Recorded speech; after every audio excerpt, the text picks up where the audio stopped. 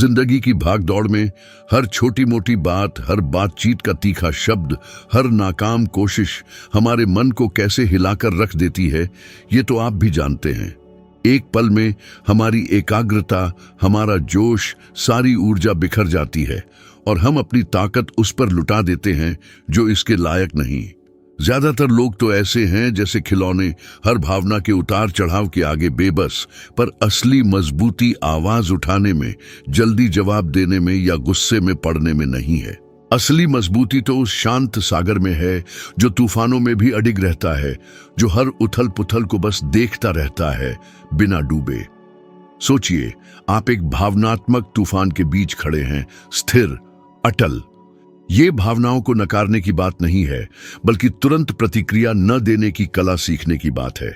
देखने की, चुनने की, फैसला करने की कि क्या वाकई इस बात पर अपनी ऊर्जा खर्च करने लायक है, और ज्यादातर बार जवाब होगा नहीं।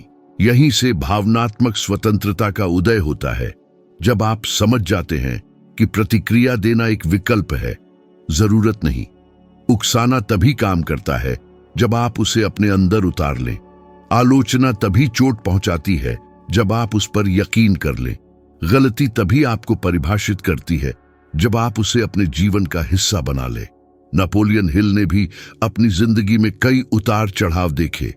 नौकरी से निकाले गए, अपमान झेला, लोगों के तानों का सामना किया जिन्होंने उनके सपनों पर यकीन नहीं किया। बिना पैसों के, बिना सहारे के, परिवार का बोझ सिर पर, वो हार सकते थे, गुस्से में आ सकते थे, निराश हो सकते थे, पर उन्होंने दूसरा रास्ता चुना।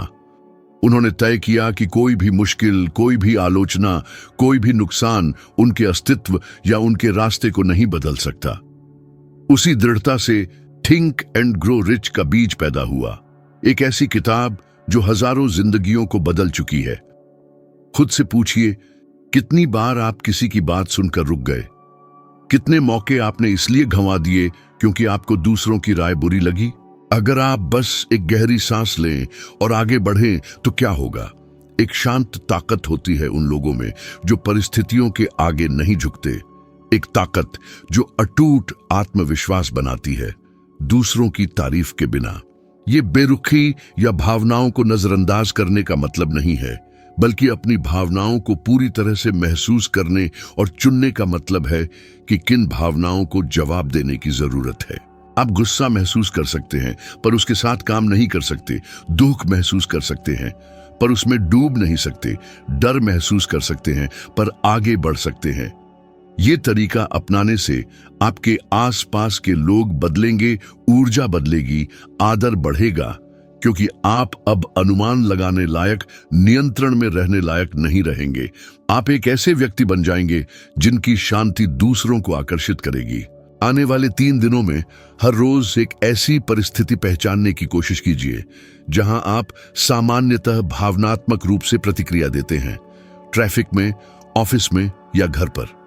जब भी ऐसी स्थिति आए, 5 सेकंड रुकिए, सांस लीजिए और खुद से पूछिए, क्या ये बात 5 साल बाद मेरे जीवन में कुछ बदल पाएगी? अगर नहीं, तो अपनी ताकत किसी और को मत दो। बस देखते रहिए और आगे बढ़ते रहिए। ये छोटे छोटे काम एक अदम्य मन बनाते हैं। दुनिया वही रहेगी, लेकिन दुनिया से गुजरने का आपका तरीका बदल जाएगा। क्या आपने कभी पुरानी बहसों को लेकर रातें बिताई हैं, मन ही मन बार बार ये सोचते हुए कि क्या कहना या करना चाहिए था? दूसरों के बारे में क्या सोच रहे हैं, ये अनुमान लगाते हुए? ये आपकी कल्पना से ज्यादा आम बात है। अध्ययनों से पता चलता है कि 70% से ज्यादा लोग रोजाना ऐसे ही विचारों में उलझे रहते हैं, जिससे तनाव, चिंता और लाचारी बढ़ती है। समस्या विचारों में नहीं है, बल्कि उन पर नियंत्रण न कर पाने में है। ये लोग बिना दिशा के गाड़ी में सवार यात्री की तरह हैं। आपका मन आपका सबसे बड़ा सहारा या सबसे बड़ा दुश्मन बन सकता है। यह आपकी ट्रेनिंग पर निर्भर करता है। नेपोलियन हिल ने जोर देकर कहा था कि आप वही बनते हैं जो आप सोचते हैं। डर, अपराध बोध, गुस्से या असुरक्षा से भरे विचार एक ऐसी ही वास्तविकता बनाते हैं। अपने विचारों को देखना, उन पर सवाल उठाना और उन्हें बदलना सीखकर आप एक ऐसा जीवन बनाते हैं जहां आप नेतृत्व करते हैं, नेतृत्व पाने के लिए नहीं। अपने मन को एक घर समझिए। अगर आप दरवाजा खुला छोड़ देते हैं तो कोई भी विचार, कोई भी राय, कोई भी बाहरी आवाज अंदर आ सकती है। इस दरवाजे का पहरेदार बनकर आप हर चीज के आने जाने, रुकने और महत्व को नियंत्रित करते हैं।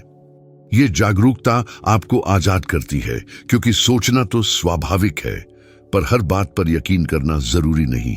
ये मानसिक नियंत्रण जादू नहीं है, बल्कि अनुशासन और आदतों का फल है। और ये छोटी छोटी चीजों से शुरू होता है। कुछ मिनट जल्दी उठकर खामोशी में सांस लेना, रोजाना 3 नकारात्मक विचार लिखना और उनसे कैसे निपटा, या गुस्से में आने पर तुरंत जवाब न देना सीखना। हर छोटा मोटा अभ्यास एक मानसिक दोहराव है जो आपके मन को धीरे धीरे मजबूत बनाता है। क्या आप किसी ऐसे व्यक्ति को जानते हैं जो आवेग में काम करता है, हर बात को बहस में बदल देता है, हर बाधा को संकट बना देता है? वो व्यक्ति नहीं जीता, बल्कि उसकी भावनाएं जीती हैं। जिन लोगों की आप प्रशंसा करते हैं वो आमतौर पर कम बोलते हैं, ज्यादा देखते हैं और काम करने का सही समय चुनते हैं। ये संयोग नहीं है, ये ट्रेनिंग और इरादा है, कुछ ऐसा जो आप भी विकसित कर सकते हैं। स्टीव जॉब्स ने भारी दबावों के बावजूद अपनी एकाग्रता बनाए रखी, नौकरी से निकाले जाने, संकटों और तीखी आलोचनाओं पर भी काबू पाया। अस्त व्यस्तता के बीच अपनी एकाग्रता बनाए रखने की इसी क्षमता ने उन्हें एप्पल में वापस आने और उसे दुनिया की सबसे बड़ी कंपनी बनाने में मदद की। जो टूट जाते हैं और जो आगे बढ़ते हैं, इनमें फर्क बस इतना है कि ये लोग अपने विचारों और भावनाओं के प्रति कैसे प्रतिक्रिया देते हैं। आपको शक हो सकता है और आप आगे बढ़ सकते हैं, डर लग सकता है और आप हिम्मत से काम कर सकते हैं, आप छोटा महसूस कर सकते हैं और अपना सिर ऊंचा रख सकते हैं। जबकि बहुत से लोग अच्छा महसूस करने का इंतजार करते हैं। जो अपने मन पर काबू रखते हैं वो पहले काम शुरू करते हैं और फिर अच्छा महसूस करते हैं। जो अपने भीतर की दुनिया पर राज करता है उसे कोई बाहरी ताकत नहीं हिला सकती। खुद को जानकर और मन के तंत्र को समझकर आप परिस्थितियों के कैदी नहीं रहते, बल्कि अपनी वास्तविकता के शिल्पकार बन जाते हैं। यहां तक कि अगर आपके आसपास सब कुछ बिखर जाए तब भी आप अंदर से पूरे रहेंगे। अपने मन को प्रशिक्षित करने का फैसला लीजिए। इसके अपने आप हल्का होने का इंतजार मत कीजिए। अपने विचारों को देखने के लिए समय निकालिए, उनसे लड़ने के लिए नहीं, बल्कि ये समझने के लिए कि आप अपने विचार नहीं हैं। आप वही हैं जो तय करते हैं कि क्या रहना है और क्या कार्रवाई में बदलना है। ये समझने के बाद आपको कोई और नियंत्रित नहीं कर पाएगा, क्योंकि जो मन पर राज करता है वो सब पर राज करता है। क्या आपने कभी गौर किया है कि हम दूसरों को खुश करने में, स्वीकृति पाने में, निराश करने से बचने में, हमेशा सही, काफी और परफेक्ट दिखने में कितनी ऊर्जा खर्च करते हैं? जैसे हम किसी मंच पर हैं और तालियों का इंतजार कर रहे हैं। लेकिन समस्या ये है कि स्वीकृति की चाहत में हम अपनी आत्मसम्मान दूसरों के हाथों में सौंप देते हैं, जिन्हें कई बार हमसे कोई मतलब ही नहीं होता। हमारी पहचान हर उस व्यक्ति की नीलामी में लग जाती है जो हमारे रास्ते से गुजरता है। हम झगड़ों से बचने के लिए मुस्कुराते हैं, जब हम नहीं चाहते तब भी हाँ कहते हैं, अजीब लगने के डर से अपने विचार छिपाते हैं और भूल जाते हैं कि हम कौन हैं, हमारी इच्छाएं क्या हैं, हमारी सीमाएं क्या हैं और हमारा सार क्या है। मजेदार बात यह है कि जितना ज्यादा हम दूसरों को खुश करने की कोशिश करते हैं उतना ही कम आदर पाते हैं, क्योंकि लोगों को हमारी अनिश्चितता और स्वीकृति की चाहत दिखाई देती है। नेपोलियन हिल ने इस बात पर जोर दिया कि असली आत्मविश्वास अंदर से आता है, बाहरी तारीफों से नहीं। स्वीकृति की चाहत एक सूक्ष्म भावनात्मक जेल है। देखने में भले ही नजर ना आती हो, लेकिन ये आपकी आजादी को छीन लेती है। इसकी जड़ें गहरी हैं, अस्वीकृति, आलोचना और अकेलेपन का डर। लेकिन डर ने कभी किसी को कहीं नहीं पहुंचाया और दूसरों के लिए जीने से आपको कभी खुद तक नहीं पहुंचाया जाएगा। कितनी बार आप झगड़ों से बचने के लिए अपनी राय बदल चुके हैं? दूसरों की सलाह के चलते कितने सपनों को छोड़ दिया है? अपनी सच्चाई को कितनी बार दबाया है ताकि दूसरों की उम्मीदों पर खरा उतर सके? स्वीकृति की तलाश में आप अपनी असुरक्षा और दूसरों की अनुमति के बिना खुद नहीं बन पाने की जरूरत दिखाते हैं। लेकिन कोई आपको ये अनुमति नहीं देगा, क्योंकि लोग सिर्फ उन्हीं का आदर करते हैं जो खुद का आदर करते हैं, और उन्हीं पर यकीन करते हैं जिन्होंने खुद को चुना है। ये सफर आपके अंदर से शुरू होता है। क्या सोचेंगे लोग? ये सवाल पूछना छोड़कर मैं क्या सोचता हूं, ये सवाल पूछना शुरू करें। आपका सफर आपका है। आपके भविष्य के सपनों के लिए उन लोगों से कोई वजह साबित करने की जरूरत नहीं है जो सिर्फ वर्तमान देखते हैं। आपका मूल्य दूसरों द्वारा नहीं, बल्कि खुद द्वारा तय होता है। मजबूत लोगों को अपनी ताकत साबित करने की जरूरत नहीं होती, वो बस मजबूत होते हैं। वो हर जगह खुद को ढालते नहीं हैं, बल्कि वो खुद ही माहौल होते हैं। अपने सिद्धांतों पर अटल, अपने फैसलों में एकरस और सच्चे, भले ही इससे परेशानी हो। स्वीकृति की तलाश छोड़ देने से आप आजाद हो जाते हैं। डर के बजाय उद्देश्य के आधार पर फैसले लेते हैं। समझाने की जरूरत के बजाय जिद से बोलते हैं। भले ही तालियां न हो, आत्मविश्वास से चलते हैं। इसका मतलब अहंकार या अनदेखी नहीं है, बल्कि इसका मतलब है कि आपकी स्वीकृति दूसरों पर निर्भर नहीं है। आप सलाह सुनते हैं लेकिन उस पर निर्भर नहीं करते, आलोचना पर विचार करते हैं लेकिन उसे खुद को नहीं ढालते। तालियों के साथ या बिना अपने मूल्य को पहचानते हैं। अपनी जिंदगी बदलने के लिए रोजाना अपनी सराहना करें, अपने साहसी फैसलों का जश्न मनाएं और दबाव के सामने अपने सार का सम्मान करें। तालियों की जरूरत कम होगी और आत्मसम्मान बढ़ेगा। सबको खुश करने की कोशिश में कोई भी दुनिया नहीं बदलता। जो लोग प्रभाव डालते हैं वो अपने प्रति वफादार होते हैं, भले ही इससे वे उम्मीदों से अलग हो जाएं। वो अनुमति नहीं मांगते, अपनी तीव्रता, हिम्मत या अंतर के लिए माफी नहीं मांगते। वो बस होते हैं और इसीलिए उन्हें याद रखा जाता है। ऐसे ही बने, खुद को चुने हमेशा। दुनिया उनका आदर करती है जो आदर के लिए भीख नहीं मांगते, और असली स्वीकृति वो है जो आपको खुद को आईने में देखकर मिलती है। क्या आपने कभी गौर किया है कि खामोशी 1000 शब्दों से ज्यादा भ्रामक कैसे हो सकती है? एक खामोश जवाब सीधे हमले से ज्यादा चिंतन, असुरक्षा और असुविधा कैसे पैदा कर सकता है?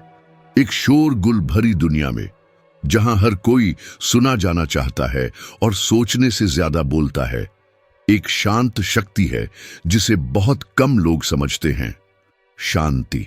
ये उस शांति की बात नहीं है जिसे कुछ भी महसूस नहीं होता, बल्कि उस शांति की बात है जिसे सब कुछ महसूस होता है, और वो चुनता है कि कैसे और कब काम करना है। वो अपनी काबू में रहता है, भले ही दबाव हो। बहुत से लोग आत्मनियंत्रण को कमजोरी समझते हैं। उन्हें लगता है कि जो प्रतिक्रिया नहीं देता वो निष्क्रिय है या टकराव से बच रहा है। लेकिन सिर्फ वही व्यक्ति शांत रहता है जब सभी को हंगामा करने की उम्मीद होती है, जिसका मन प्रशिक्षित होता है। अहंकार बदला लेने की मांग करता है, भावना न्याय की मांग करती है, घमंड जवाब की मांग करता है। लेकिन महानता इन आवेगों का गुलाम न बनने में है। किसी बहस में दूसरा व्यक्ति आपको उकसाने की कोशिश करता है, आपको परेशान करने की कोशिश करता है, आपसे प्रतिक्रिया करने और आपका नियंत्रण खो देने की कोशिश करता है। लेकिन आप उसके खेल में नहीं आते। आप देखते हैं, सांस लेते हैं और पूरे बने रहते हैं। ये सब कुछ बदल देता है, क्योंकि प्रतिक्रिया न देकर आप स्क्रिप्ट तोड़ देते हैं और नियंत्रक अपना रास्ता भूल जाता है। आप न केवल अपनी ताकत बनाए रखते हैं, बल्कि बिना आवाज उठाए दूसरे को निशस्त्र कर देते हैं। नापोलियन हिल कहते थे कि असली नेतृत्व तब दिखता है जब कोई नहीं देख रहा होता, लेकिन तब भी जब सभी देख रहे होते हैं और आप शांत रहते हैं। उन्होंने खुद ऐसा किया था अपने करियर की शुरुआत में, जब उन्हें अपने सिद्धांतों के विरुद्ध लेख लिखने से मना करने पर साथियों और वरिष्ठों के हमलों का सामना करना पड़ा था। दबाव बहुत ज्यादा था, लेकिन उन्होंने चुपचाप निकलना ही बेहतर समझा। अपनी ऊर्जा बचा ली और अपनी विरासत बनाई। उनका जवाब शब्द नहीं, बल्कि परिणाम थे जिस पर कोई सवाल नहीं उठा सकता था। शांत रहना इतना मुश्किल क्यों है?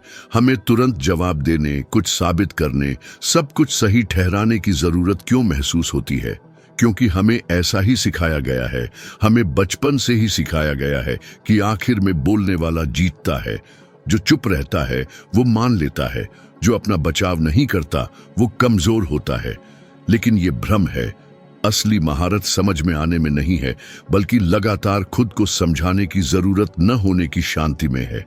जो खुद को जानता है वो उन लोगों को समझाने की कोशिश में थकता नहीं है जो समझने के लिए तैयार ही नहीं है।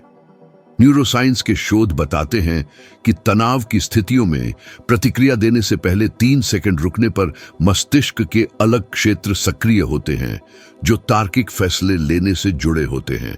3 सेकंड जिंदगी के प्रति आपकी प्रतिक्रिया को पूरी तरह से बदलने के लिए काफी है। ये अभ्यास, दोहराव और जागरूकता है।